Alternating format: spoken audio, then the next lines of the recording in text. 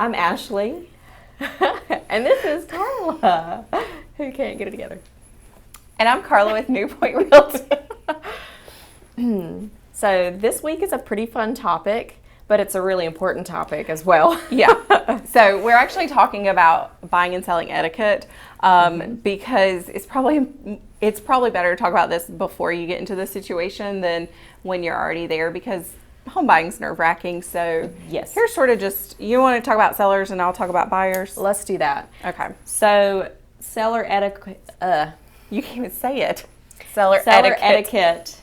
So when you're showing your house, it's in your best interest not to be there ogling at the buyer looking through your house. Please leave.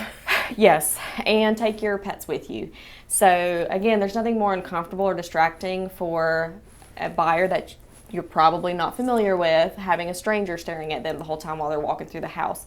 And then during this time too, the buyer is having dialogue with their agent about the home, and it could be pros, it could be some cons. So you want to be very open and welcoming and give them that vibe, because they theoretically, I mean, they're going to be buying your house. Yeah, they want to be.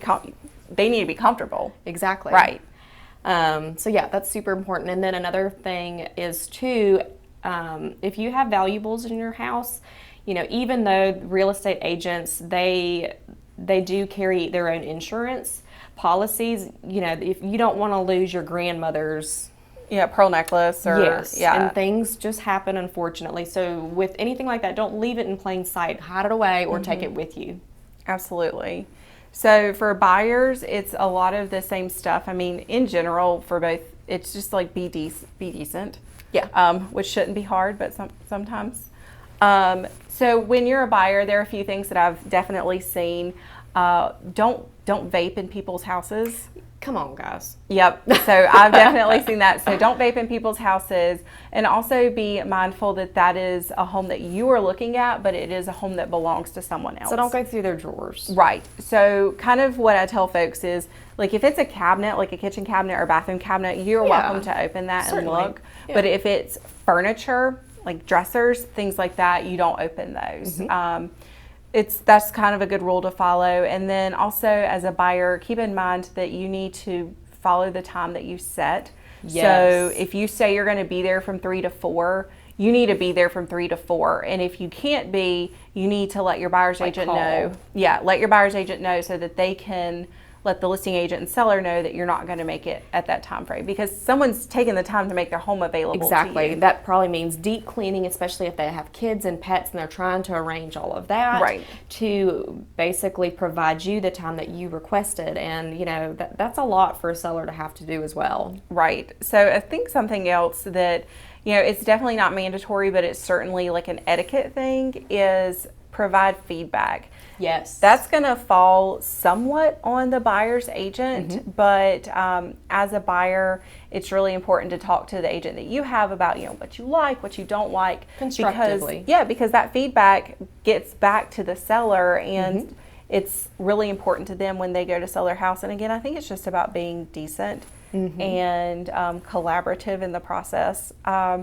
Something else that we kind of talk about, I don't know really if it falls on buyers or sellers, but in North Carolina, you can visually record people. You can. Yep. So you're not supposed to be able to listen into their phone, or their phone conversation, but their conversations of them being there. Not that that doesn't happen, but you're not supposed to do that.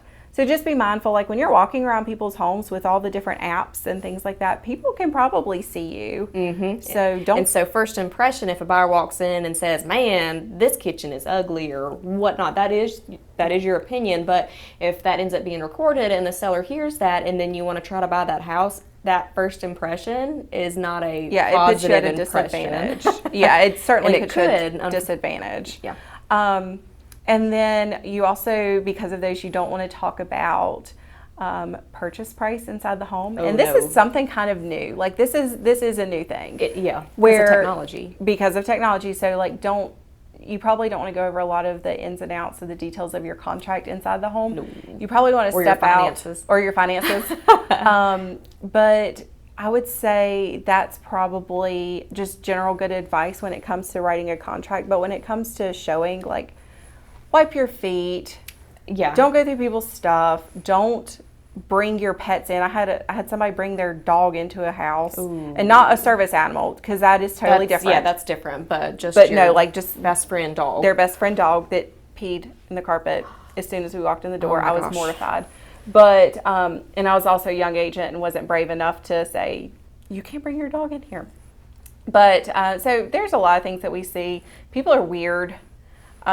We see a lot of weird things, but also on the note of just being respectful and taking your shoes off, again, COVID has really impacted the way that we do showings this year. And a lot of areas, especially Mecklenburg and Cabarrus County, they will have in their listings that you have to wear a mask or you have to have that hand sanitizer, foot coverings, gloves. Yeah. And so again, just be mindful of those. Right. Of those things, both as a buyer and a seller. Right. And so with COVID, different counties had different restrictions that were more restrictive than the state. Yep. And then on top of that, some real estate companies or sellers had even more requests. Yes. So just trying to be mindful of that. It is someone else's home. So treat it like it's someone else's home. It's not yours yet. But if you want it to be, you can always reach out to us at New Pointe Realty. So again, we went through these just pretty quickly, but just want to give you a couple little tidbits of information and helpful things as you start the process of either buying or selling, just kind of what to expect when you begin the process. So we hope this was helpful. And don't forget to subscribe to our channel, as well as all of our other social media links, and check out our website, newpointrealty.com. Yep. And thank you again for tuning in with us at New Pointe Realty, where house meets home.